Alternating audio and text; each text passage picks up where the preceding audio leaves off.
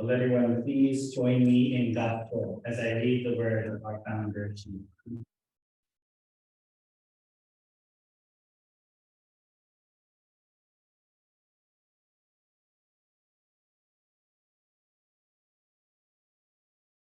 O traveler, just resolve to follow this path forward. You will certainly not encounter the grief of death, but if you stay where you are, you will surely perish. Namo Amida Butsu. Namo Amida Butsu. Namo Amida Butsu. Namandats, namandats, namandats. Good morning, everyone.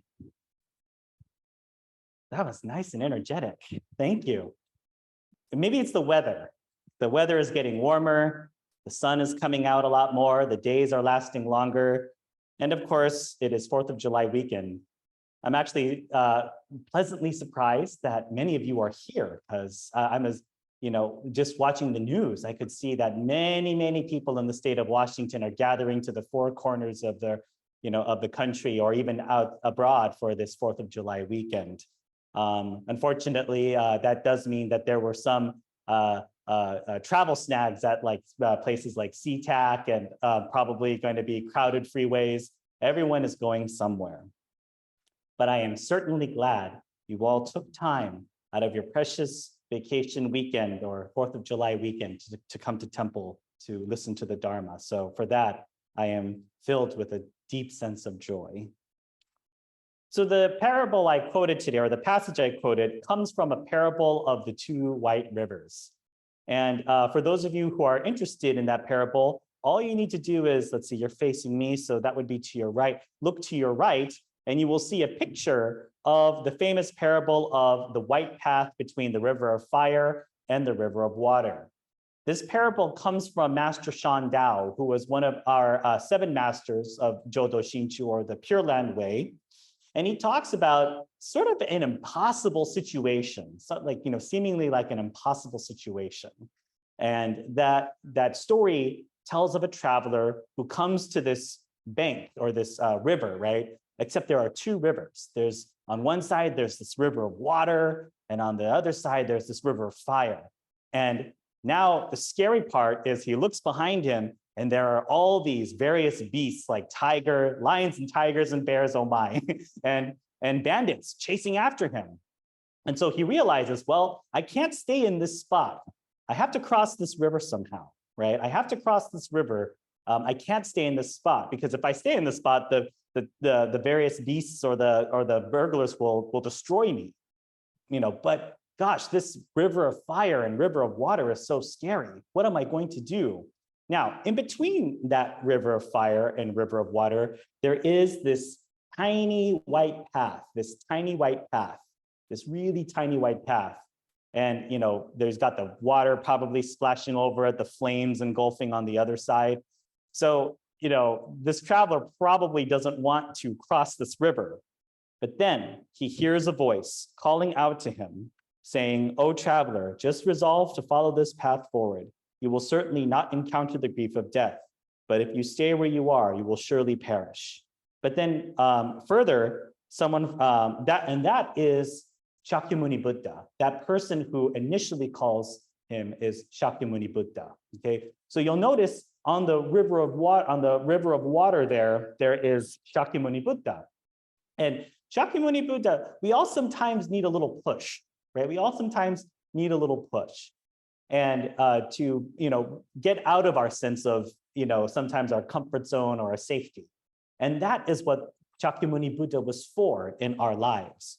But not only that, we also need something to look towards as well. And from the Western shore, there was another voice that says, "O traveler, with mind that is single, with right-mindedness, come at once. I will protect you. Have no fear of plunging to grief in the water or fire."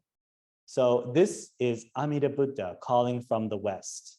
This is the symbolic story of our path as Jodo Shinchu Buddhists. Now, of course, the river of fire and river of water are symbols of the different parts of our personality. Water can represent our greed, our lust, our coveting, the things that we want. And of course, fire represents our passion and our anger, right? when we don't get what we want, kind of like the three poisons.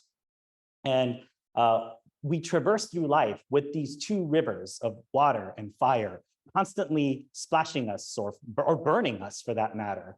And yet the path is still forward. The path is still forward. I would actually like to point out that one of my senior mentor ministers is sitting in the congregation today. That would be Reverend Yukawa, who is so wonderfully joined us. It's always a wonderful time to see him here sitting with us. And for those of you who don't remember, I knew Reverend Yukawa when I was 7 years old. I was this little boy, this probably little crazy child, and he was probably one of the most patient and kind ministers to ever encounter me. He always was kind, had a nice smile to give me, and I will forever be grateful for his presence at Sacramento Betsui when I was growing up. So I thank you, Reverend Yukawa, for that. But I also remember a lot of Reverend Yukawa's Dharma talks, believe it or not. One of the times that I was out with Reverend Yukawa to dinner, I told him a story, or I told him one of the things that he told me, or he told the congregation as, when I was really young, and he said, "You remember that? I don't remember saying that." But still, it made an impression on me. But what was interesting was he told the story, actually. He told a lot of great stories when I was a child, but one that really stuck with me was about the older man who came to this village, and this village was located in between, or like kind of in this valley of mountains, basically. So in order to get to like outside the village to go to the market or to get supplies, you had to traverse sort of the mountain, and it was a real perilous journey. So finally, this old man came to this village, and he started taking a hammer and chisel, and he started chiseling away at the mountain. And people were looking at this man like he was crazy. Like he was saying, what is this old man doing? What is he doing, right? Turns out this man was a Buddhist priest. And it realized that, there was, there were probably people who died, trying to cross this mountain. There were probably, they would probably have to go long times without getting fresh and new supplies because the weather on top of the mountain was really bad. So if there wasn't a way around or above the mountain, maybe we just go through it. So this old priest just started chiseling away at this mountain little by little, right? Just this one person alone. And all the townspeople looked at this man like he was crazy. Like, there's no way he can do that by himself. There is no way he can chisel through this mountain.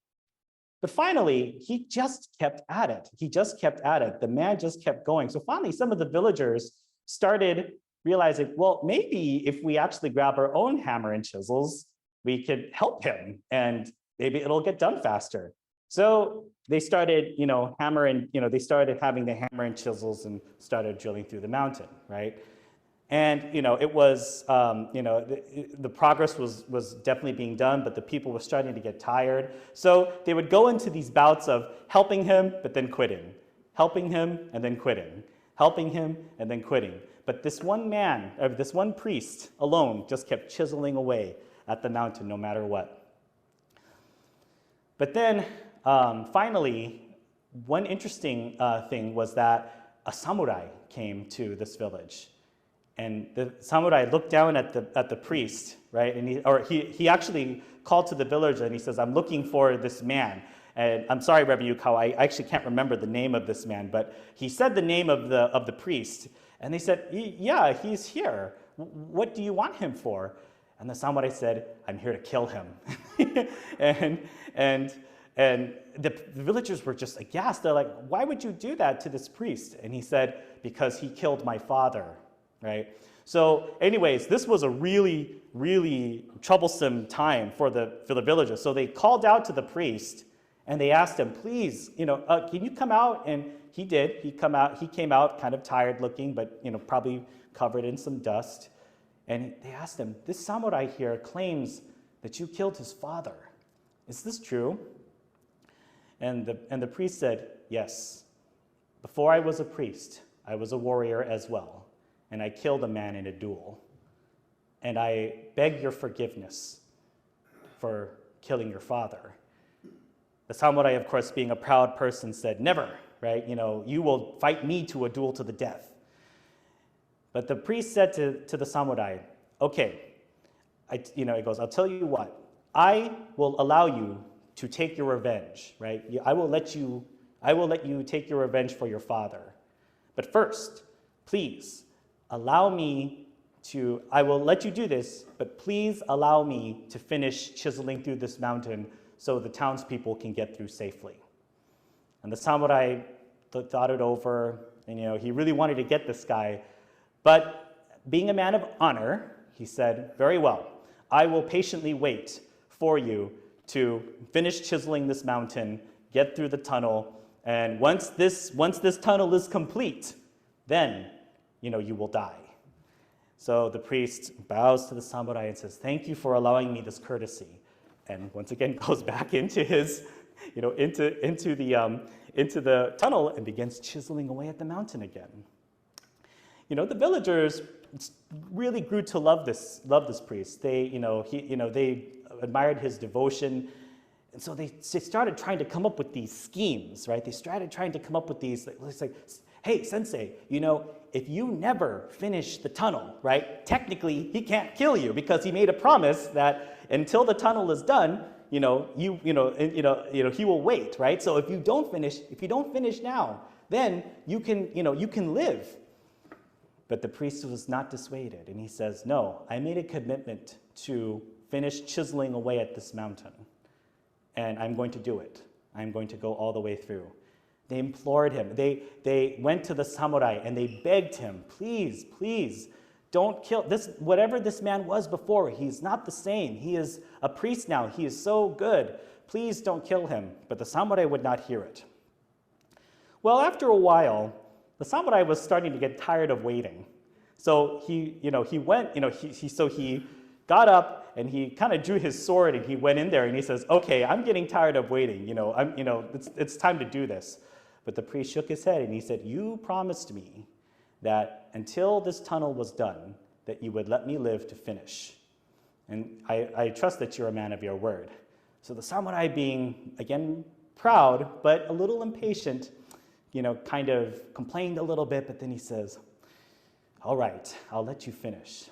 In fact, and he picked up hammer and chisel, I'm going to help you finish so we get to the point, so I can help this get done faster.